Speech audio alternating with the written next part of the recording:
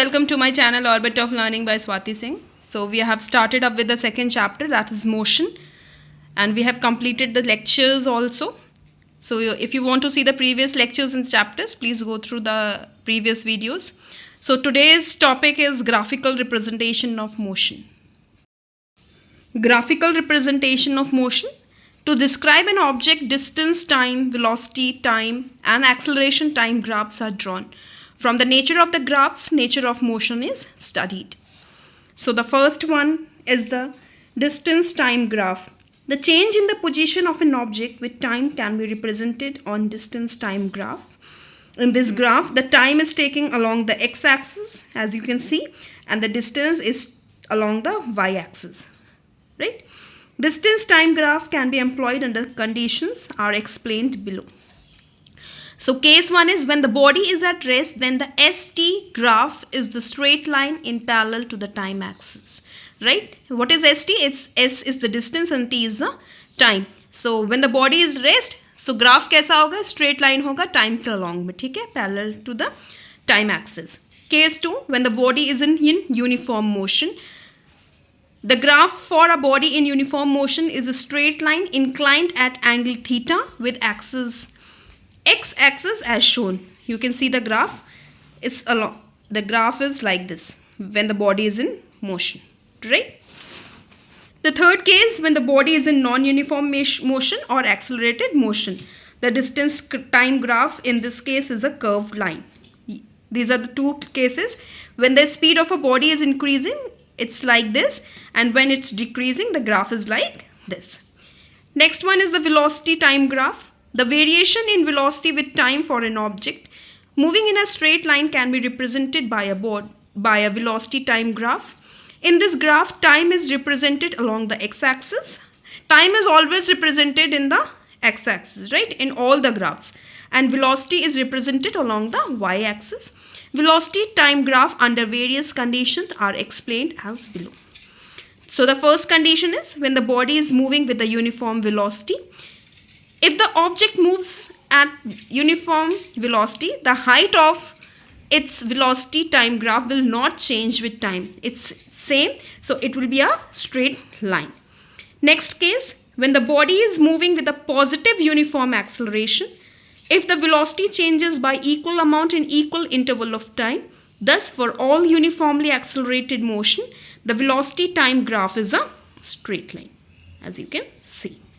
Case 3, when an object is moving with constant negative acceleration, then the graph is a straight line and slope is negative.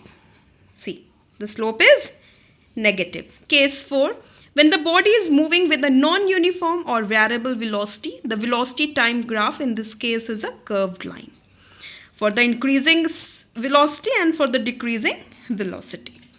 The area enclosed by the velocity time graph gives the displacement or the distance covered by the body.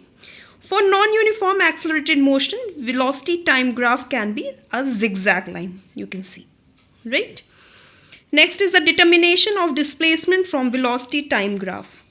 The displacement of an object in a time interval is equal to the area enclosed between velocity time graph and the time axis for that time interval, whatever be the shape of the graph.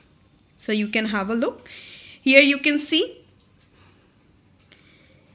Here in the below graph, time interval T2 minus T1. T2 minus T1 क्या था? T2 minus T1, that is EF. So the velocity is FC. Velocity is FC. Next is the determination of displacement.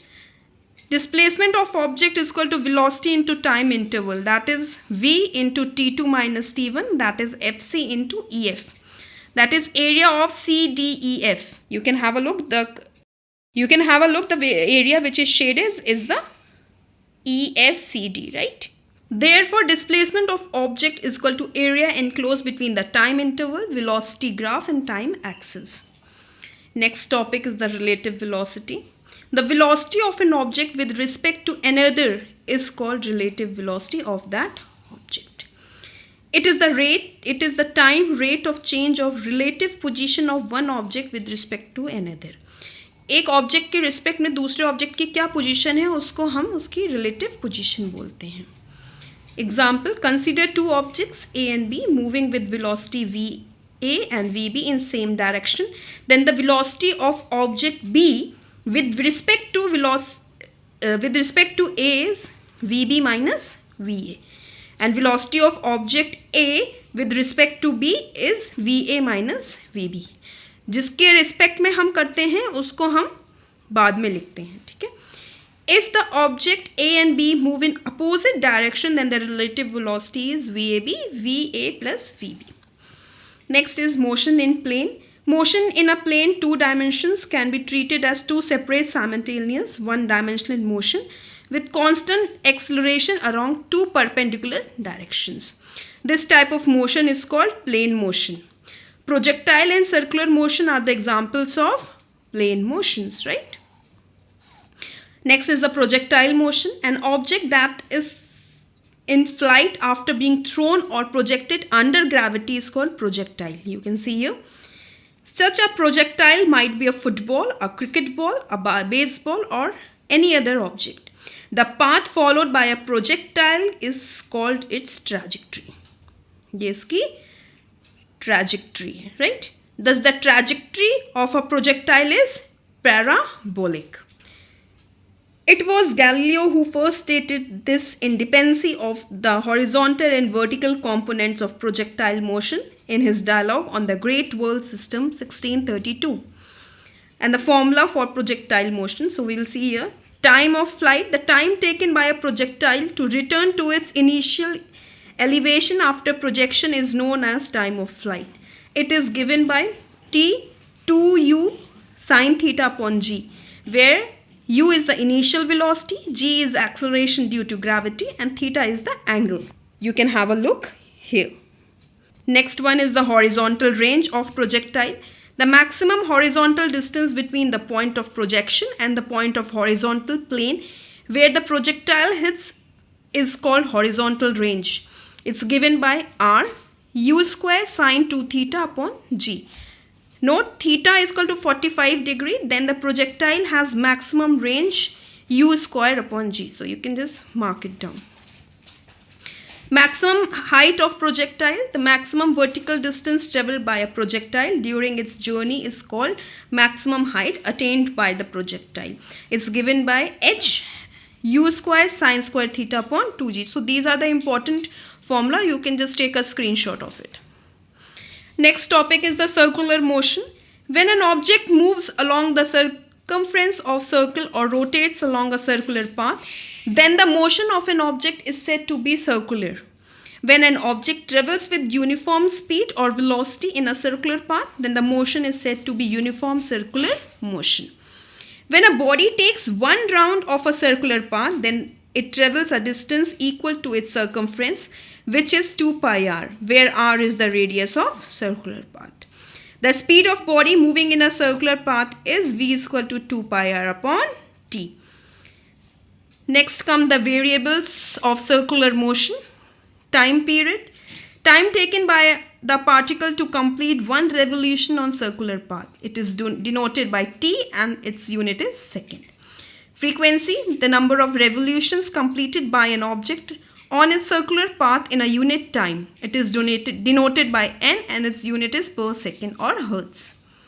Angular displacement, the angle traced out by the radius vector at the center of the circular path in a given time is called the angular displacement. It's expressed in radian. Angular displacement theta is equal to arc upon radius. Angular velocity, the time rate of change of its angular displacement in circular motion is called angular velocity of the objects. It's denoted by W and is measured in radian per second. Angular velocity, angular displacement upon time. Next is the angular acceleration, the time rate of change of its angular velocity. It is denoted by alpha and its unit is radian per second square. It occurs due to the change in direction of angular velocity. So its direction is also normal to the plane of circle in accordance with the direction change of angular velocity. So its alpha is equal to angular velocity upon time. Next, in the last one is the centripetal acceleration. The acceleration of an object moving with speed in a circle and having radius r is always directed towards the center. ये हमेशा ये directed towards the centre होगी, इसको बोलते हैं centripetal acceleration. नाम से ही आप कह सकते हैं सेंट्रीपिटल सेंटर की तरफ आ रही है. A is equal to v square upon r. V is the velocity and r is the radius of the circular path. So we have completed the chapter 2 of physics also. 2 chapters has been completed. So if you have not watched the videos till now, please go through it. And if you are liking this series, please like, share and subscribe my channel for more such videos.